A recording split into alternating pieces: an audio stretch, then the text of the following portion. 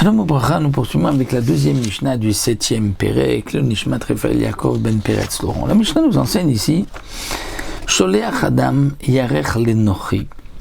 Un homme peut envoyer un pied d'une bête chez Guide Anaché Betocha, où le guide Anaché se trouve à l'intérieur et il n'a pas été enlevé. On pourrait, dit le Barthénora, craindre que peut-être un Israël m'a vu envoyer à ce non-juif ce pied, et donc il va dire c'est un pied cachère.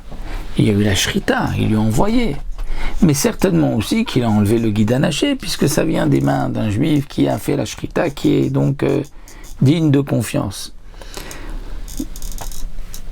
Ensuite il va l'acheter du non-juif, et il risque de le manger avec le guide anaché. Non, il n'y a pas cette crainte-là. Pourquoi ?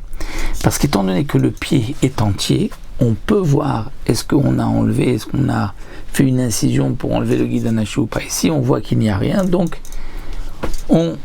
c'est-à-dire qu'il n'a pas été touché, donc il fera attention d'enlever, de faire le nikour du guide anaché avant de le manger. Donc, on peut envoyer un pied d'une bête à un non-juif, même si on a fait la shrita de la bête, la viande est cachère, même si on n'a pas enlevé le guide anaché, parce que l'emplacement du guide, on peut voir est-ce qu'il a été touché, est-ce qu'il a été enlevé ou pas. Et donc si quelqu'un l'achète ensuite de ce non-juif parce qu'il m'a vu le lui donner, il fera attention d'enlever le guide anaché. Donc moi je n'ai pas de crainte à donner à un non-juif. La Mishnah poursuit à notel guide anaché tsershitolet kulo. Donc celui qui vient enlever le guide anaché, le menaker, il doit enlever tout le guide anaché, c'est-à-dire tout ce qui est pas seulement au-dessus de la cuisse de la chair, mais même ce qui est à l'intérieur et qui se trouve enraciné dans la chair, il faut tout enlever. Rabbi Yehuda Omer, donc pour Rabbi Yehuda, il est suffisant donc juste d'enlever ce qui est par-dessus et c'est suffisant. La partie qui est, si on peut dire, à l'intérieur avalée, qui pénètre dans la chair, celle-ci, ce n'est pas nécessaire. Pour Rabbi Meir, il faut tout enlever.